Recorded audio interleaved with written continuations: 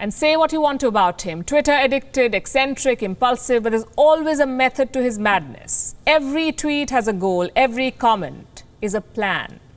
And right now, his plan is unfolding perfectly. Last week, Elon Musk tweeted about India. A Twitter user asked him, when will Tesla come to India? And this was his reply, working through a lot of challenges with the government. That's what he said. Sounds innocuous, doesn't it? A CEO talking to a government. It happens every day in the world of business. But with Elon Musk, things are never that simple, it seems. He was dangling a bait with this tweet. A bait for whom? The Indian people and their leaders. He wanted to put pressure on the government through social media. Unfortunately, some Indian states have taken the bait. They fell for Elon Musk's trap. The first to fall was Telangana. Their industry and commerce minister fired out this tweet. Hey Elon, we'll be happy to partner Tesla in working through the challenges to set shop in Telangana. Short pitch, but no reply from Elon.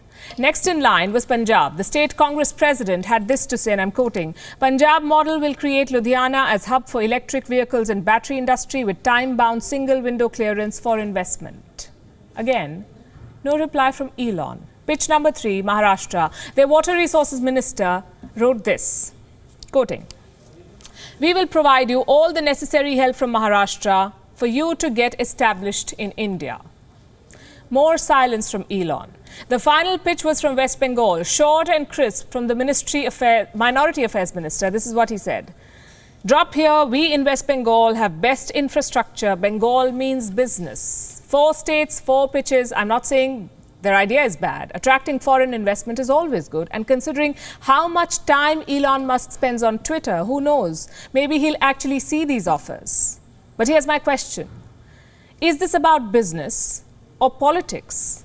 Why not let the central government complete their talks with Tesla? What's all this hurry about? Elon Musk is not complaining about incentives.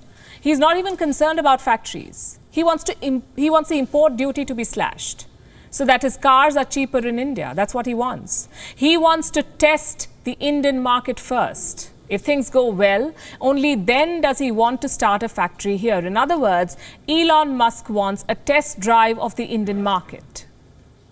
So coming back to my question, how can these state governments help him? The short answer is they cannot. Import duties are set by the central government. States can offer incentives, yes, they can offer tax cuts, but they cannot reduce import duties. So this entire pitch is a non-starter. All 4 states are talking about ease of doing business. They're talking about infrastructure. They're talking about clearances. But all of that is secondary. Step 1 is the intent of doing business. Does Elon Musk want to make in India?